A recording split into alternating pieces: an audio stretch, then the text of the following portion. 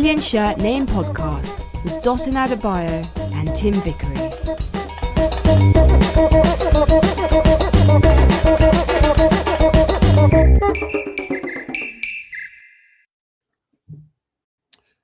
Yeah, welcome to another edition of the Brazilian Shirt Name Podcast. On Thursdays, as you know, I'm sure, we do what we call the Global Soccer Interactive, which means that you can take part in the conversation. And there's a lot to talk about, to be fair, and it's good stuff. It's all good stuff. So feel free to join us at the bottom right-hand corner of your screen.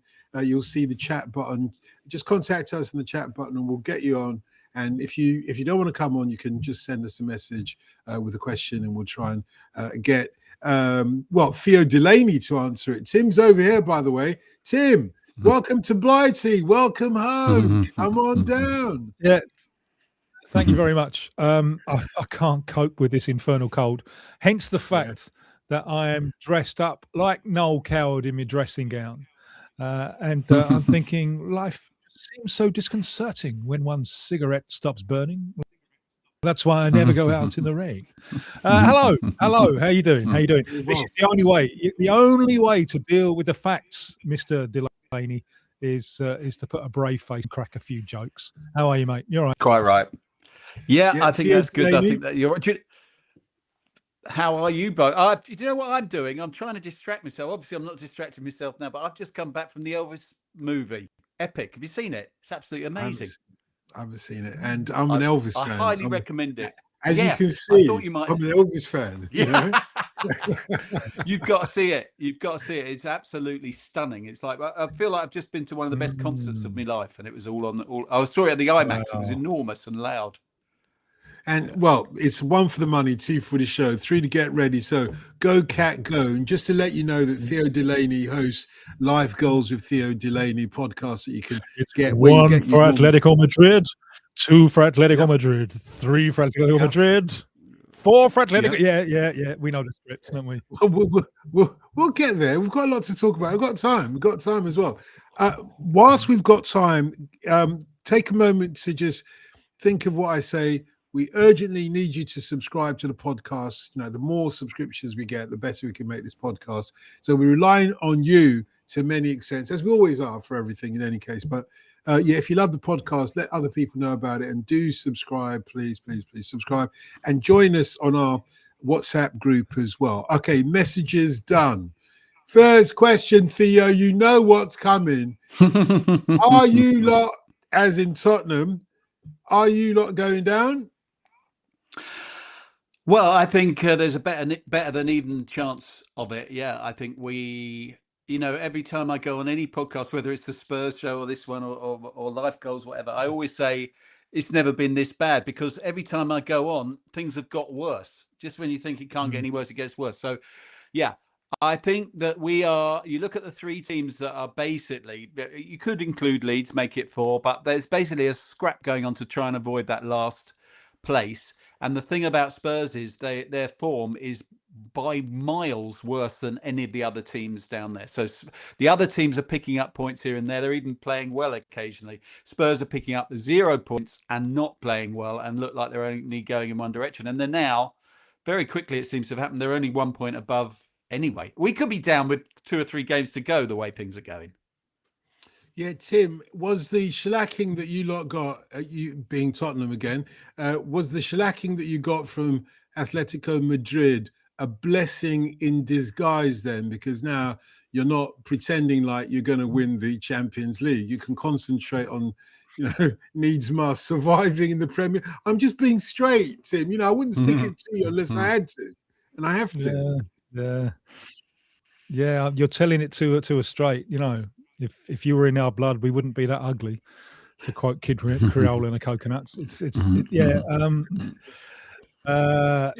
Your daddy. Shellacking. We won. Indeed, we won the last 70 minutes. No, there is no respite anymore, is there?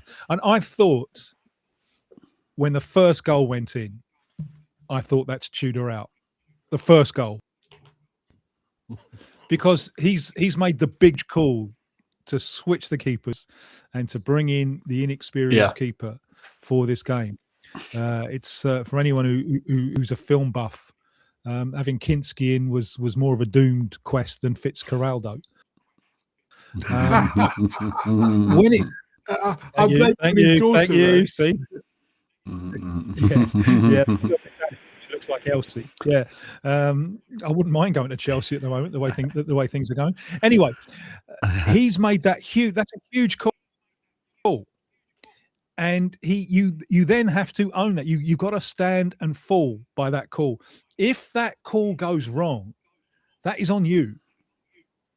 And it went disastrously wrong after 5 minutes. That's even before the third goal went in, where when Kinski's becomes unsustainable. So I thought it was a huge ego coach. This is the coach playing, I am the great puppeteer. I can move the pieces and like magic. And it was a colossal failure. So I remember I was watching the game and I said to him, mate, first goal's gone in. That's Tudor out. Amazingly, things got so much worse after that. And as far as I know, at 9 minutes past 4 of a Thursday afternoon, he hasn't gone yet. Maybe they can't find anyone else to bring in. So yes, an unmitigated, absolute disaster for the stand-in coach. Yeah, I'm not sure about what's going on with the goalkeepers. Let's just deal with this little bit first. It was a sad image to witness a young goalkeeper being pulled off after 16 minutes. But they're doing that. They're doing that in the Champions League last night as well. Chelsea were coming with an inexperienced goalkeeper, and you wonder why would you do that in an important game? Every game now for Tottenham is a cup final. Every single game between now and the end of the season, and there won't be a respite. There won't be a point where West Ham or Nottingham Forest are going to chuck in the towel. Theo, there won't be that. No. Why would you put an inexperienced keeper on for a flipping FA Cup final? Completely inexplicable. I mean, the only thing, a lot of his selections have been weird, but that was particularly weird. When I saw the team, I just thought, why now? Because actually, people have been on about Vicario not being good enough for 2 years, and he hasn't been any worse recently than he's been at any other time. He makes some good saves. He makes some really strange, erratic decisions, and he makes you very, very nervous. But it wasn't like he'd had a string of particularly bad games. And you think, well, maybe a manager might come in and think, I actually think the second choice goalkeeper is a bit better than the first. But you don't. The time not to examine that, to explore that possibility, is not an away game at Atletico Madrid on the back of 5 defeats. That's mad. He didn't need to do that. He's got enough problems. You don't need to make another big problem for yourself.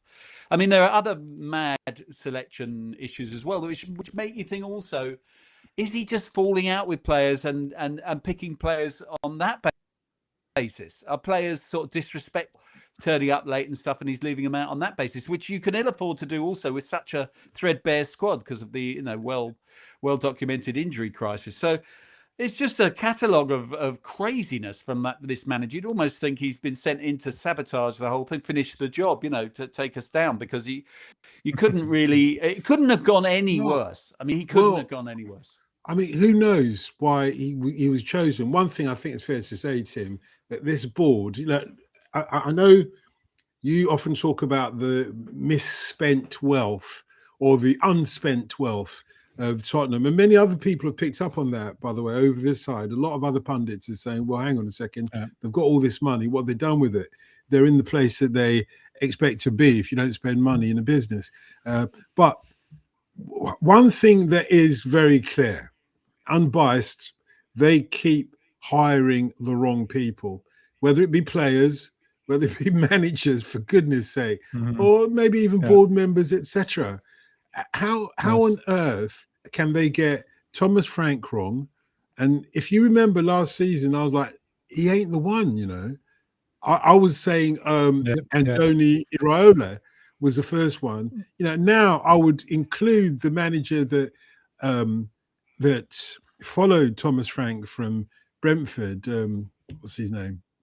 He's doing so well now at Brentford. Keith Andrews. Keith Andrews, thank you. if you had Keith Andrews, we wouldn't be sitting here now, would we? We wouldn't be talking about this right now. You'd be thinking, "Oh, we're gonna survive." It's a different thing, isn't it? Brentford and Tottenham, different, and this I think is part of the Thomas Frank mistake, thinking that a low possession coach can just step easily into Tottenham, where there are, because of the size and the history and the tradition of the club, there is an expectation of doing something else, of not doing low possession football. So I suspect that Andrews would find himself in the same hole that some of the recent people have. But I thought, looking at the game Tuesday night, there are 3 levels of disaster. One is the individual errors. That's the first, the concentric circles, the individual blunders, and 2 of them by the goalkeeper. 2 is that they're slipping all over the place all the time. And it was, the conditions were difficult. TV never gives you an idea of how much it's raining, does it? TV doesn't pick up those images until you see the backdrop of the stands and the rain against the stands. So something went wrong there because they're slipping all over the place. But also, and I think this has got a bit lost, the focus on the goalkeeper and the individual errors. And if you look at the first goal, it's a terrible kick out from the keeper. But at the time that he kicks that ball out, there is no guarantee of a goal. And Llorente, who scores the goal, is free because Sarr has lost him. So there's another error there. If Sarr runs with the man, he's not free to shoot. And then second goal, it's when Van der Ven slips. But you got 3 centre-backs. And Danso isn't giving him any cover. He's just stopped. So that there are problems of the collective defending, quite apart from the individual blunders and perhaps a wrong choice of footwear. And that really, to me, shows a side in deep problems. And are you saying he wasn't sacked at half time? That there wasn't a panic move and bring someone else in, Theo? Did you expect the headline in the next day's paper to be Tudor has gone? I wouldn't have been surprised if he had been sacked, that's for sure. And I think I don't know, when the managers are on the brink, or when we talk about sacking managers, there's always 2 factors. There's the pros and there's the people who want him out and the people that don't. Everybody wants him out. I have not come across a Spurs fan anywhere who doesn't want him gone. And nobody likes to call for people to lose their jobs. He was only going to keep the job for 2 months anyway. So it's like, forget all of that. He has been an unmitigated disaster. If he carries on like this, we're down. There's no question about it. Absolutely no question about it. Every indication is that everything that we hoped he would be able to do, he has failed to do. And most importantly is the one that you've just said, Tim. There are symptoms. If you look at that performance, this team is not playing as a team. It's not playing for the manager. There's no cohesion. There's absolutely no confidence in themselves, in what they've been told to get out and do. I mean, the body language between the coach and the players is atrocious. It's shocking. Again, every I mean, again, this has been talked about a lot, but every sub he brought off, he did not even glance at them, let alone sort of pat them on the back and say well done and try and explain. Same as the kid. Same as the kid, the goalkeeper. He didn't even look at him when he came off. He would not even look at him. He has to. He has to say, that one's on me. That was my call. He has to say that, doesn't he? At the moment that he doesn't do that. Yeah. So I think that all the players have, not only do they not rate him, they also don't like him. And that is a poisonous combination of things. Sorry, Theo. I think, I promise you I won't interrupt you again, but I think... I think, well, maybe I will then. But I think the actual problem is that he doesn't like them. He doesn't like them. Yeah. The players, I can't blame the players for not liking him, but he doesn't like them. Why? Yeah. If you're the coach and you've come in to a unit that's already there before you, already established, you ingratiate yourself. It's like a kid going to a new school. You want to be loved by everybody. You don't start off by saying, nobody likes me, but I don't care. Like you're Millwall. No, you're right. I mean, he slagged them off straight away after the second game they lost. of the 4 that he's lost so far. He said, we do have some problems. He said, we cannot defend. The midfield is no good and we can't attack. Now that is, if you're saying that about your players, you've only had Apart them for 2 from that, games, we're and great. you're basically Apart from slagging off that, no. he slagged off the entire team. They're all rubbish. It's not on me. Mate, you only got the job for 2 months anyway. You might as well go now. Just go. Yeah, either that or go for it. I mean, it's funny when you said that, when you asked Theo that, were you expecting the papers to say Tudor's gone? And then I thought, it might be above your heads, but I'd have said gone down the Elizabethan line. However, very, very, very well. Thank you. Any time this year, people.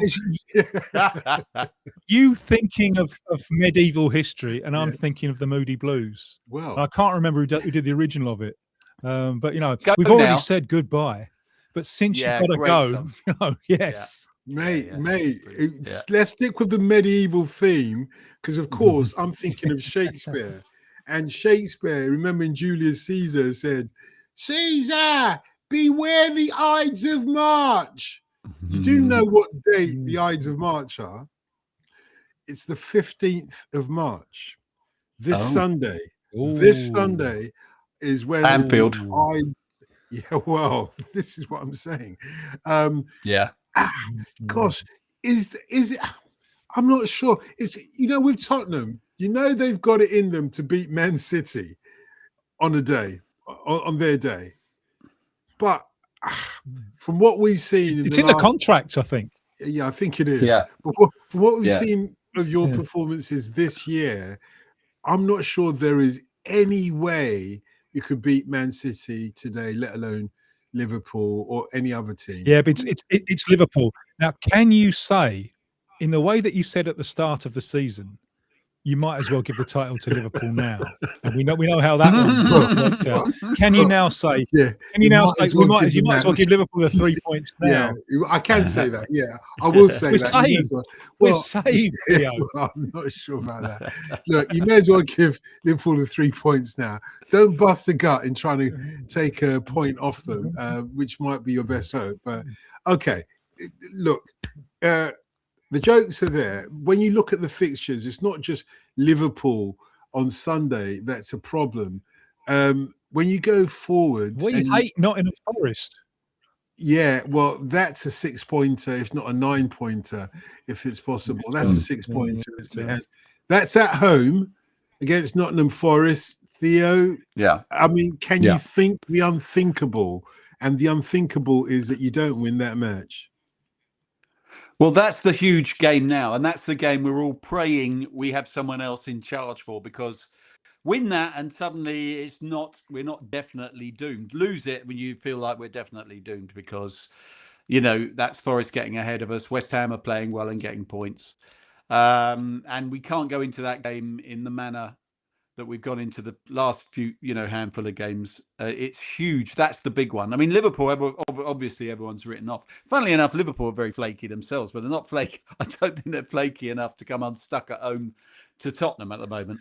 But the Forest game's another. Theo, that becomes a game. If you were in contention, if you were being approached to take over now, to replace Tudor now, wouldn't you say, you know what?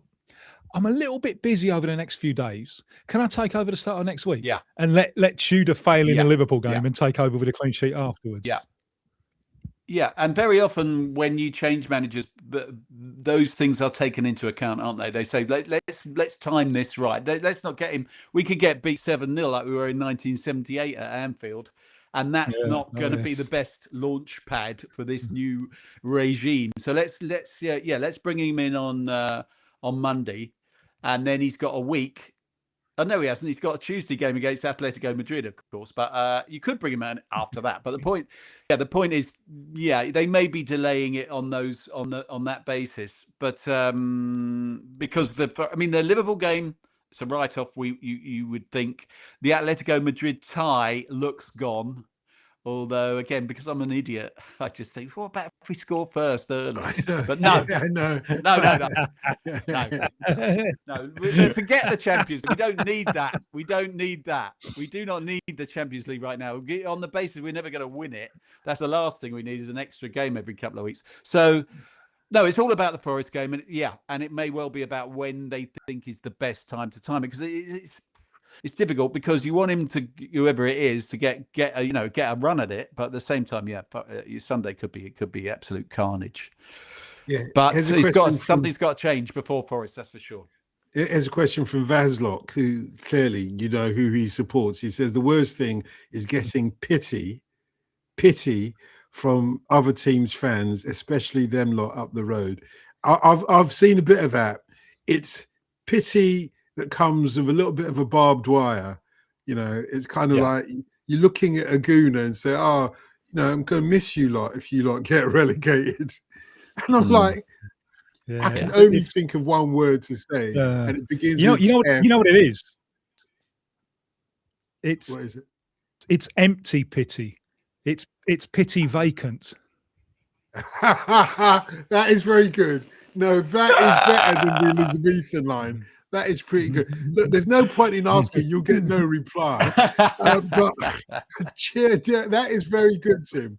I'm telling you, you're wasted in Brazil. You're wasted out there, mate. Come on. Okay. Let's talk about, I don't know, what do Spurs have to do to beat Nottingham Forest? What do they actually have to do, apart from score more goals than them? Well, I was reading, every single former Tottenham legend who is not currently employed has come out the woodwork going, I'll do it. I'll do it. Tim Sherwood say it on the telly. We've had Glenn Hoddle. We've had Harry Redknapp saying, I'll do it, but I don't think they'll be asking me. And I read earlier a little interview with Jurgen Klinsmann, and he's really pitching for it because he said, I would definitely do it, of course. Who wouldn't want a job like that? But he says, the thing is, what you got to understand, and he's absolutely right, is that this isn't about bloody tactics now. This is about a mindset. It's about going in and saying, forget tactics, forget everything. This is about being absolutely ruthlessly focused to get as many points as we can out of these games. The thing about Klinsmann is he is a class act. And he was here last time I can remember us being in an actual relegation struggle, which was in the late 90s when we had to go. And I remember going to the game. We had to go to Wimbledon and get a result with about 2 games to go. And we ended up winning, I think, 6-3, I think it was. And he scored 4 goals. They brought him back temporarily because he needed first team football to get in the World Cup squad for 98. And it all worked out fine. But we had a team then with him and Ginola and Ferdinand. It was what you might call a half-decent side. Well, I don't know if you'd use those words to describe the current setup. But the point is, you asked what they need to do. Klinsmann's absolutely right. You got to get someone in there who they rate, who's going to say those things to them. I'll go back to 4-2-3-1 because you're used to it. I'll put in the most experienced players unless they really have said to me, I don't want nothing to do with this. So put in the most experienced players, play Paulinho in the 2 in front of the bloody defence. Don't start him on the bench and don't play him in central defence. Put Gallagher in there with him as part of the engine room. Play Javi Seamans in a number 10 role because that's what he does. And we've got no one else who's creative at all. Yeah, sure. Forget Kolo Muani starting the game. He doesn't deliver. Put Solanke up the pot, put Richarlison on one side, probably Tell on the other side because that's all we've got, and have a decent bench then. We've got players like Archie Gray and Sarr are decent options off the bench, which that's important as well. And play the best back 4 we can cobble together, which is probably Spencer at left back and Porro at right back, and obviously Romero and Van der Ven, and maybe Danso if one of those is injured. You start to sort of outline an 11 like that. And an 11 where someone like Klinsmann's walked in and said, forget everything except absolute 100% nasty, pragmatic commitment, because this is a relegation battle. If we can get all that, we might have a chance. If someone can get them wound up in that way and we play the right team, the right players in the right position, maybe we've got a chance. But otherwise, we're done for.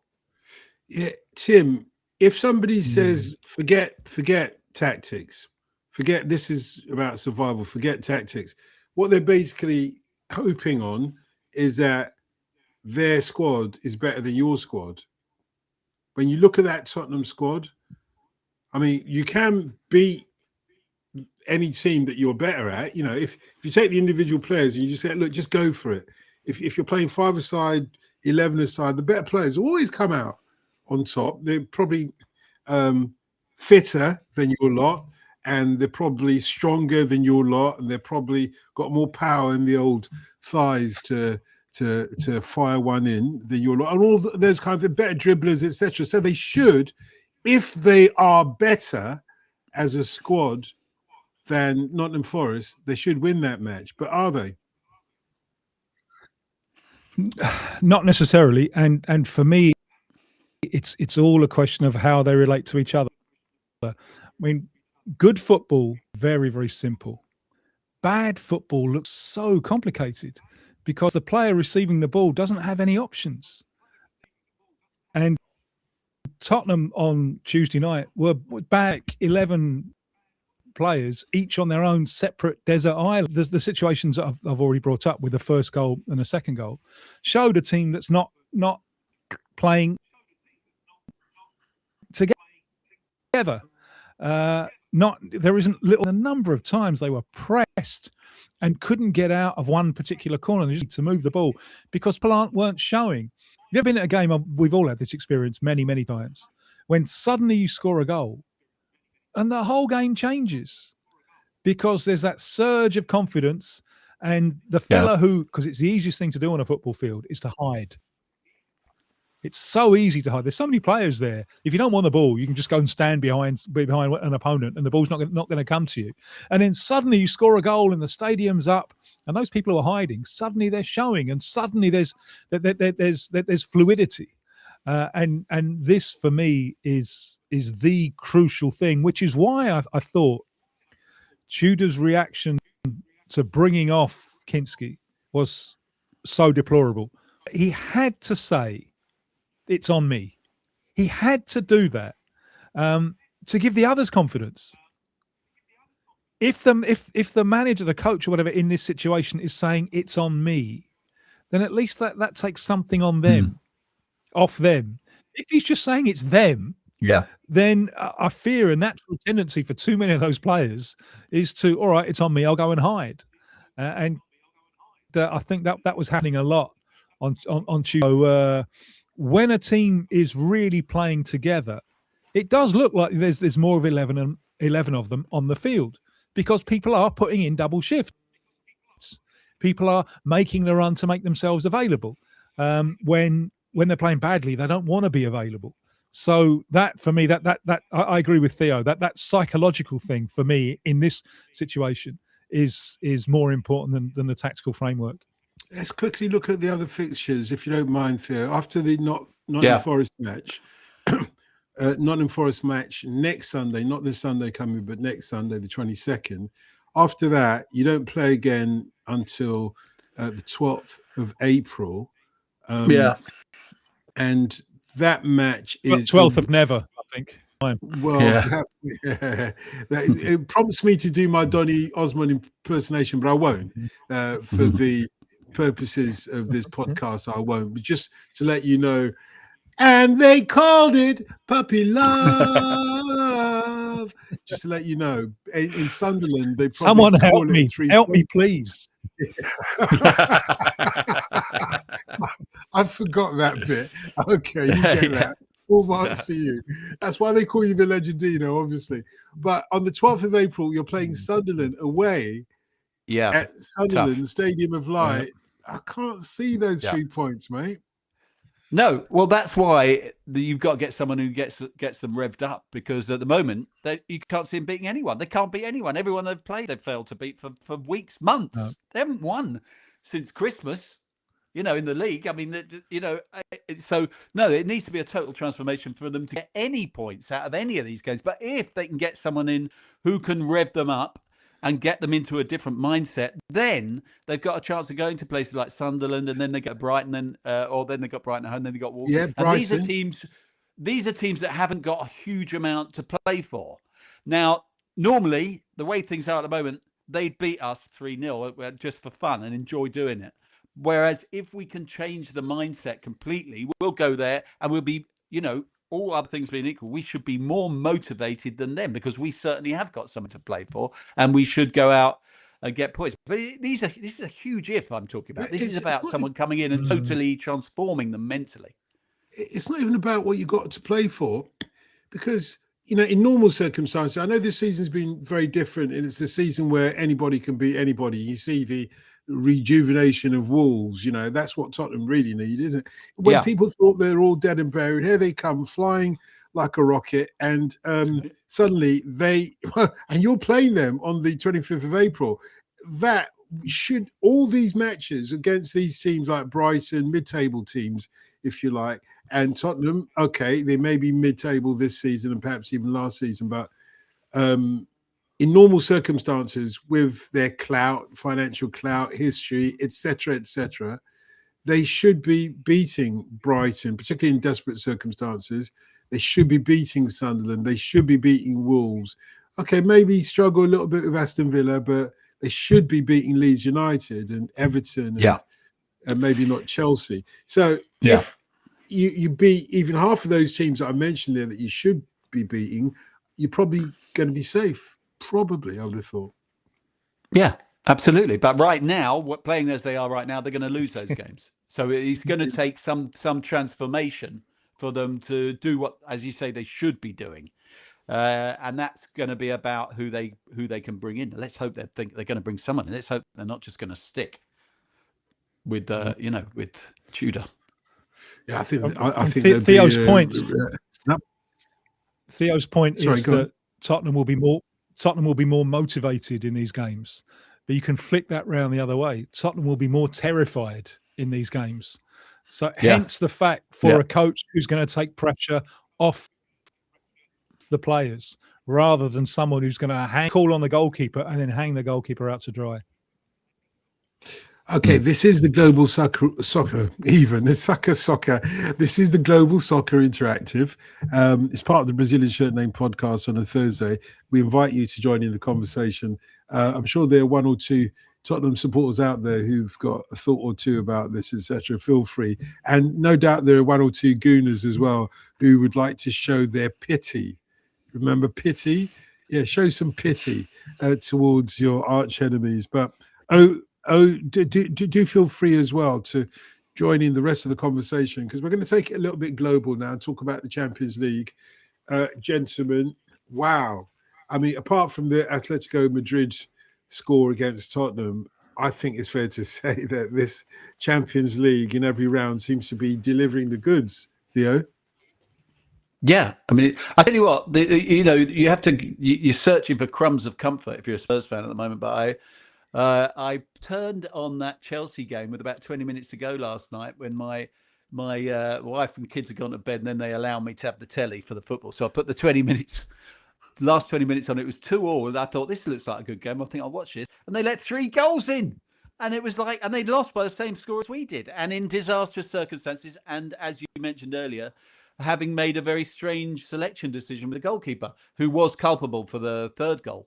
And so I mean, it was enormously enjoyable. But like you say, there's so many good watchable games. I mean, the City game, which I had on in my surreptitiously on my iPad in the room while everyone else was in the room earlier. That hat trick, I actually saw that live. I couldn't believe it. What an amazing hat trick from a guy who doesn't score many, hadn't scored in the Champions League all season.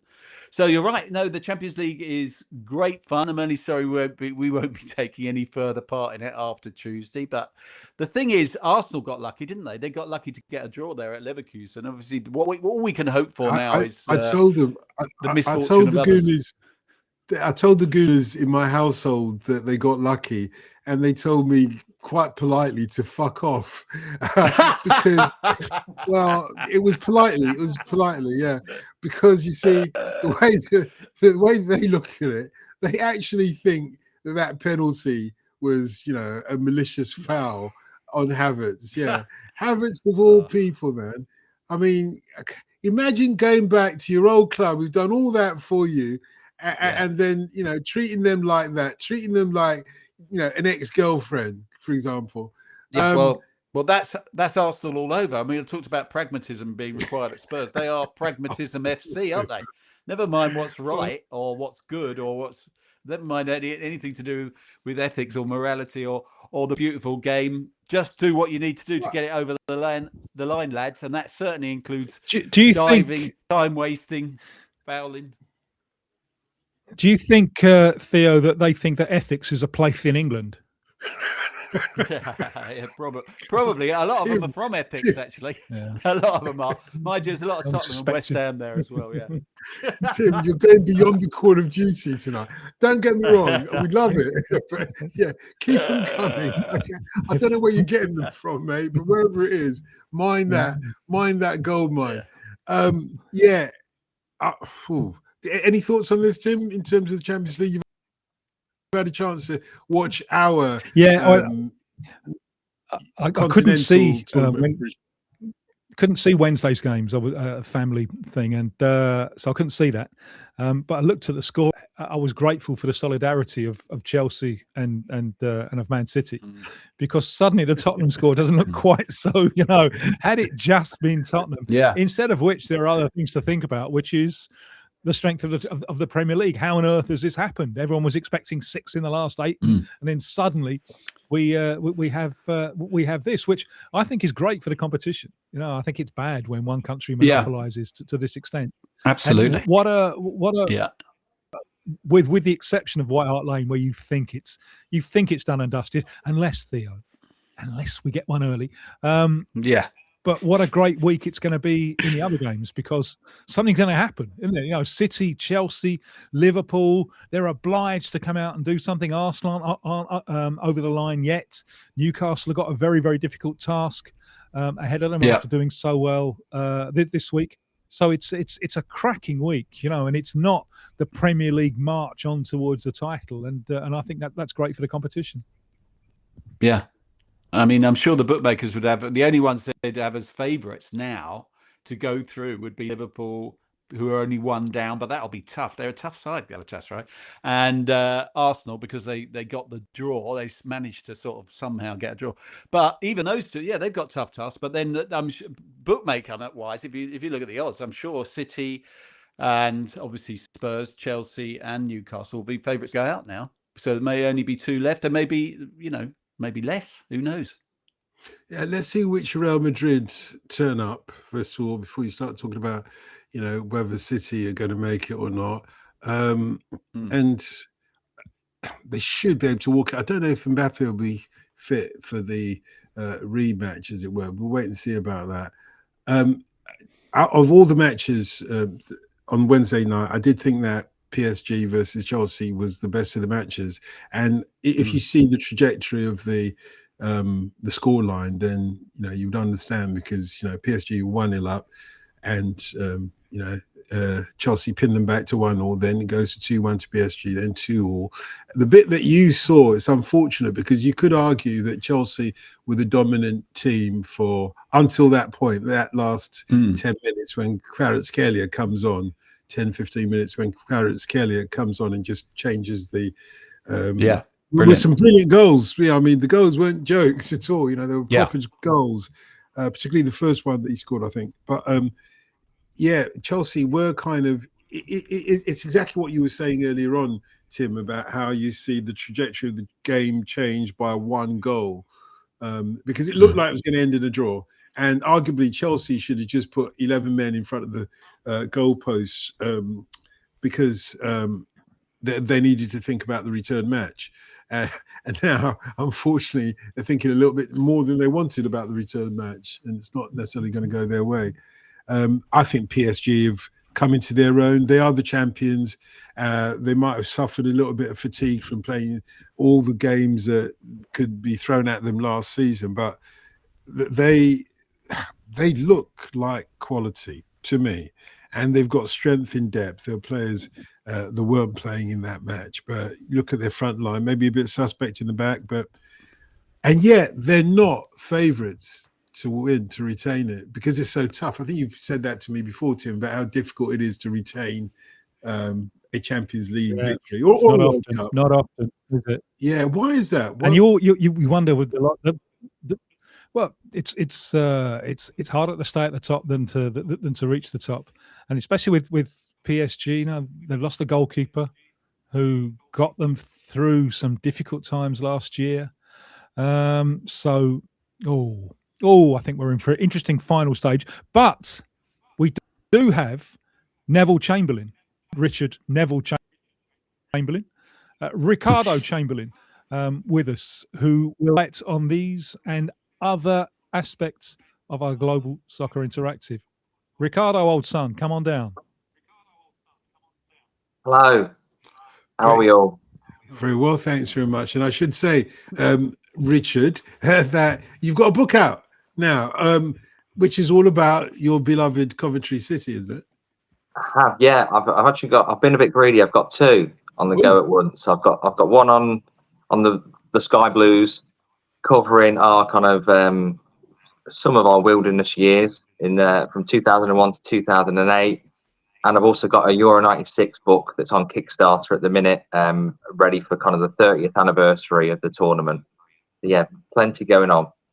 Good for you, mate. Good for you. I forgot about the 30th anniversary. That would be a cracker. And everybody who is old enough remembers it so vividly. It was a hot, hot summer, as you remember. And when England were playing, it just, in the capital anyway, in London, it was just like carnival. It was amazing. It was a really, a really beautiful time for football fans, but also I think for everybody. It's a little bit like the Olympics in 2012, when in the capital, and all these things are like centered in the capital, but in the capital at least, it felt like you're in the tropics or on the Côte d'Azur or something like that. Everybody seemed to be smiling and happy.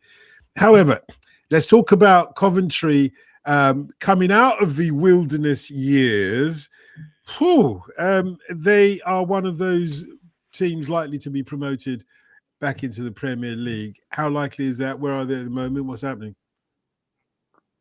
Well, we're finally believing. A 3-0 win over Preston last night has put us, I think maybe 4 wins would probably do it, looking at what's realistic. Any more than that is relying on other teams winning kind of 8 or 9 out of 9. So yeah, it's been a funny old season, really. It's been very much in 3 parts. We were blowing teams away in the first kind of pre-Christmas. We had 7-1 against QPR, put 5 past Derby. 3-0s, 4-0s seemed to be every week. Then we hit this really tough patch where we lost a few, and we, for the first time, dropped down to second. And there was all this talk of they bottled it. There was a lot of. We drew 0-0 at home against Oxford and dropped down to second, and then out of nowhere we won 6 on the bounce again, and we're kind of 8 points clear at the top. So it's been a funny old season, really. With nobody seemed to want to take over. Ipswich have had a dip, Middlesbrough have been great, but then had a dip, and we've just taken advantage of it. Tim, do you have a Lady Godiva question? Yeah, I do. You're going to have to forgive my ignorance, Rich, because I'm one who used to catch the bus to Poole Meadow and then wander up to the old stadium. Whereabouts in the city are they playing now, and how has that changed? Yeah, well, we're out. It's one of these, modern stadiums out of the city. The great thing with Hyper Road used to be you were within the houses, whereas now you're right just off the motorway. You're out of the way, and obviously the stadium has been such a massive thing for the club for 20 plus years of not owning it. Of ended up playing in Northampton, playing at St Andrews, and I really think that Doug King, the owner, he's got the stadium deal over the line this season, and I think that has been massive to the success that we've had. It was announced back in August on the morning of the QPR game that I mentioned that we went and won 7-1. And I just think that there was so much kind of euphoria around that we've got the stadium, we own the stadium that was built for us that we were kicked out of. We went and won 7-1 and then went on this run of wins. And I just think that set us up massively for what's happened this season. Incredible season for so many reasons. Theo, you might want to ask Rich some questions because who knows, you Well- lot might be playing them next season, or maybe not. No, I doubt it. I think we're going to pass I each think- other in the like ships in the night. Yeah, Yeah. exactly. But I remember going to Highfield Road as an away support. Nearly got arrested once. Case of mistaken identity. But how much credit do you give to Frank Lampard for this?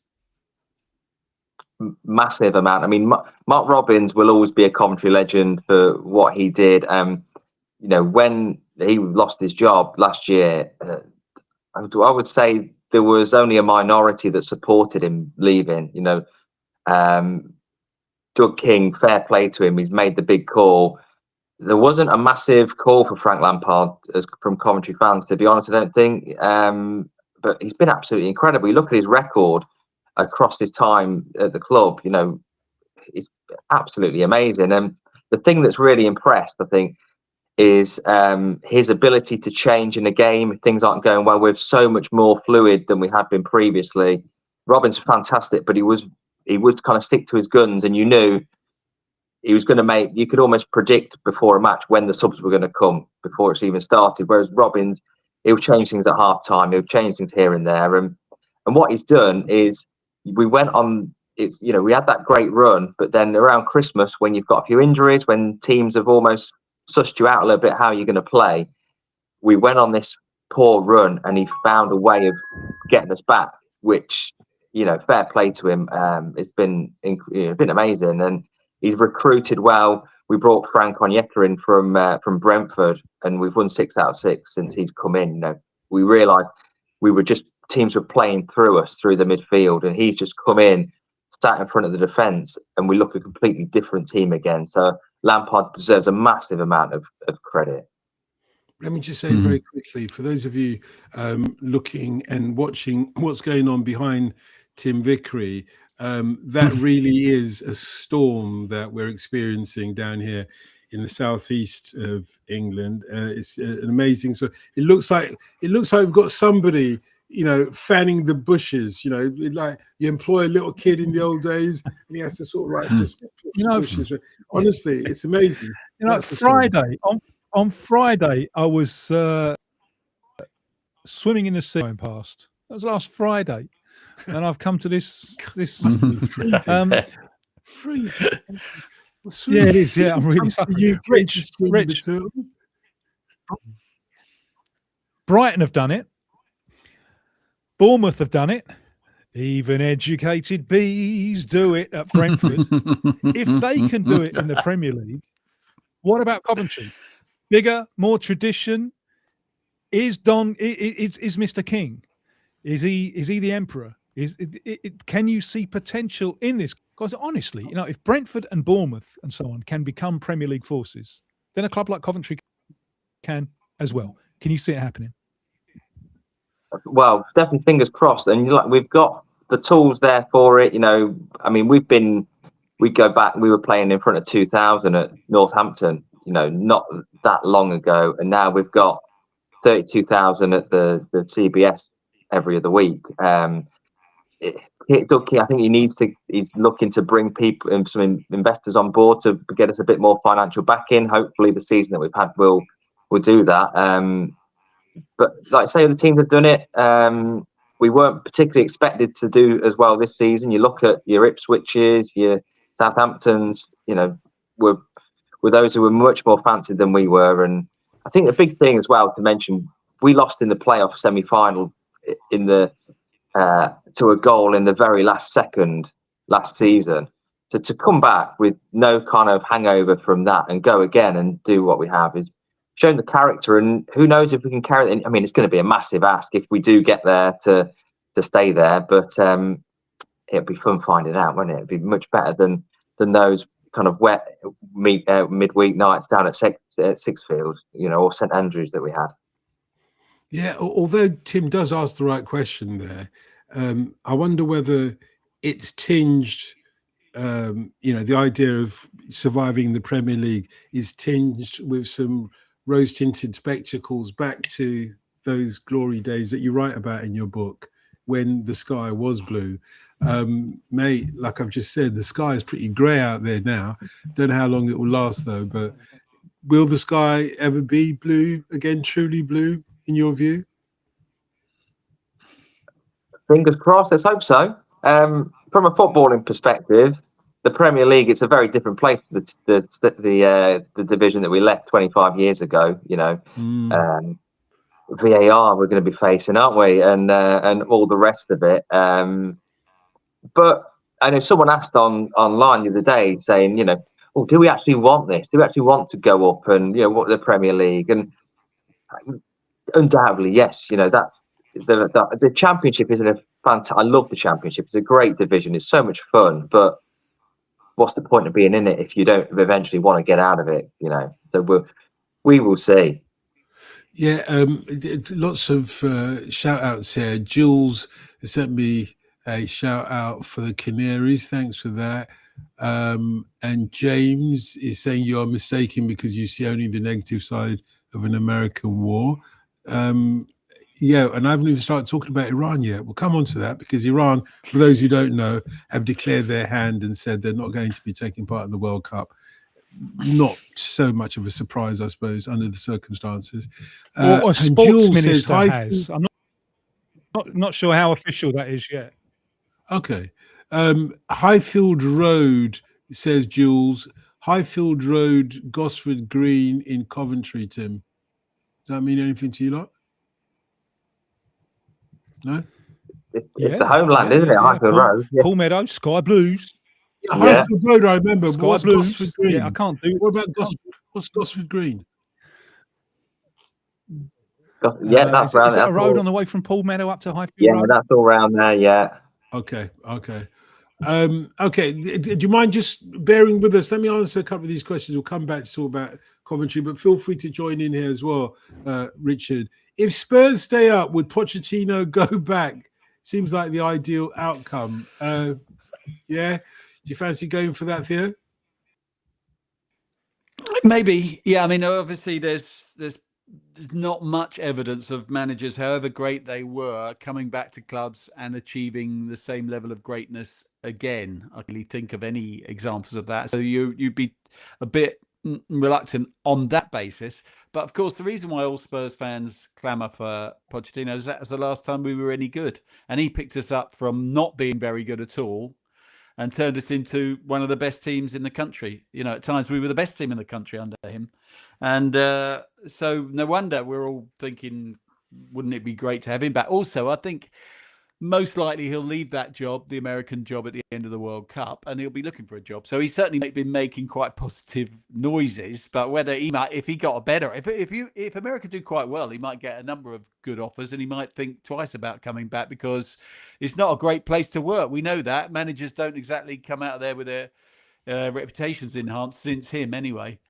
And it's just not a happy place to work. So we'll have to see. Tim, can you see Pochettino coming back to manage Spurs or to coach Spurs in the Championship? But he was, no, not in the Championship. But he was there the other night, wasn't he? So if after the World Cup, if he is looking for a job and he'll find a job, then heaven knows he'll be miserable then. How many more of these songs have you got coming at you, mate? It's the only thing worth having or worth punning on from the Smiths. No, it's not actually. There are loads of puns in the Smiths. Forgot that. Okay. Is Fede Valverde the most underrated player in the world? He's the one that scored the hat trick. I think he's up there. He reminds, the Uruguayan midfielder. There have been times when he's reminded me of Colin Bell. Oh yeah, that will send Man City fans of a certain age swooning because fantastic engine, and will play collectively, and as you saw the other night, can really finish as well. No, I think he's up there. He would in my team. He would always be one of the first names on the team sheet. Rich, what about in your team? If you lot get promoted, who do you need to bring in? Who would you like to see if you had your dream choice of players out there? And who are the standout players that you've got currently at Coventry? Well, I mean, it's the same answer to both of those, actually. Carl Rushworth, goalkeeper, who is on loan at the minute, who we tried to get in on a permanent deal from Brighton before the start of the season. We could only get a loan, and he has been incredible. He's been absolutely fantastic. He's one of these. He's a bit of a throwback kind of goalkeeper who he'll come and catch everything. He won't punch the crosses. He's just such safe hands. He has been phenomenal. Further forward, I mean, Onyeka's come in from Brighton. Again, he's alone, but with a view to a permanent deal. So he's made such a difference tightening us up. Defensively, we might need some reinforcements, perhaps. The centre-half partnership, we've chopped and changed a little bit. We've got Haji Wright up top, who's banged in a fair few goals, top goal scorer, who's going to be, obviously at the World Cup with the USA, with Pochettino. Someone like Jack Rodoni has had a lot of injuries this season. He was fantastic for us last season, and he's just started to come back. He's got injured again now, though, but he just come back and was kind of showing his form from last season. So someone like Tats Sakamoto out on the right wing is one of the dream players, I think.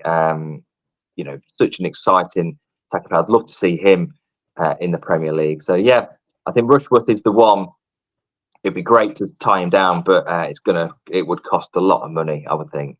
Yeah, I don't know if you mind me saying this, but Tim, Richard's being really modest, isn't he? I mean, he had the pick of any of the players in the world. He didn't say Mbappe. He didn't say, all the people that he could have gone for. Is there anybody, I know why, because Coventry are going cut price, but is there anybody in South America that Coventry fans might be, trying to nudge their board to take a look at? There will be a good deal and everything like that, obviously within their price range. Any positions that you might? Yeah, there's so many of these moves are gambles. I'm not sure that's what you need, because a club like Coventry coming up, there is not a lot of margin for error, is there, with the transfers? You can't afford too many punts, too many gambles. You want more sure things. Maybe when you're a little bit, that was what Brighton did. Brighton got themselves in there, and then once it's established, then the wonderful scouting. Moses Everton for nothing and made a fortune of him. Alexis McAllister they got in from Argentina for very little and made a fortune on him. João Pedro was already at Watford, so when he came in, but they made money on him as well. I wouldn't go there straight up, not least because, as I'm finding out, it's so cold. I've been really wandering around these couple of days thinking, how on earth the players, how do they adapt to it? And I can't, I really can't. And I was born here. I didn't go abroad till I was 23. And how on earth, if you only lived there, how on earth do you adapt to this? Rather here than Bodo Glimt, though, and we haven't even really talked about that. But hey, we're running out of time, guys. Let me rattle through some of these comments by text or in the chat box. King and Duck are in the building. Thank you. Hopefully, no more McDonald's Wi-Fi for Tim today. Futuristic Eddie says, "No, we haven't had your McDonald's Wi-Fi, have we?" Thanks to your mum for decent Wi-Fi. No. And also, this is from Paul, who says it would be a travesty if Spurs went down, especially with the club's history. Yeah, but that happens, doesn't it? Because you lot have got a history as well, haven't you, in Coventry? Not as illustrious maybe as Spurs, but you've got a history. You got went down. Yeah. I mean, it wasn't a travesty, was it? Their main history was that Monty Python trick question. That was their main history. How many times has Cup? And then obviously they did win the FA Cup once, beating Tottenham in order to do it. Yeah, I mean, we went down thinking it would be one season and we'd be back up, and obviously we were 25 years on, and we're hopefully about to get back finally. Yeah. And this question, or this point, from Vaz, who says Spurs players need to have a long look at themselves. No excuse to be in this position. And thank you, Josh, as well. Who wants to know about where you think Thomas Frank will land next? Any thoughts, Theo? I hope he gets a good job. I'm sure he will. I had a lot of time for Thomas Frank, and I think he was given a really, really difficult hand to play, and he wasn't the right fit, as everyone has said, for various reasons, including the very good point that Tim made, that he was a low possession sort of manager who wanted to sit deep and play on the break and all that. But I still think he's got a lot to offer. So I don't know if he'll get a Premier League job. He could get a job abroad. He might end up in international football or something like that. We'll see. But I know he's got a young family, are very settled in West London, because he lives around the corner from my brother in there you go. Sheen. Yeah, there you go. Thank you, guys. This has been amazing, Theo, as always. And we can get hold of you via the Life Goals podcast, where we can find our other podcasts, obviously, and come back again very soon. No doubt you'll probably be here next week, given that you thought it couldn't get any worse. It's never been this bad. Yeah, I know, yeah. Talking about the dramatic turnaround. If he's Yeah. back next week, it will be because Okay. it has happened. We've gone through in the Champions League. Yeah, Richard as well, mate. If you lot get promoted, we have to talk again, but feel free to let us know. Good luck with the book as well. Okay. Thank you for having me. Oh, good luck with the books, I should say. Is there a website or something that people can find out much more about the books? Well, the Euro 96 one's on Kickstarter. So if you search Euro 96, the full story on Kickstarter, there's 9 days left to run on it. So yeah, you can find it all there. Good luck on that. Thanks very much, guys, and let's do it again very soon. And do remember, subscribe, please, to podcast Brazilian Shirt Name with you Wednesdays and Thursdays, and do join us on our WhatsApp group as well. Till next time.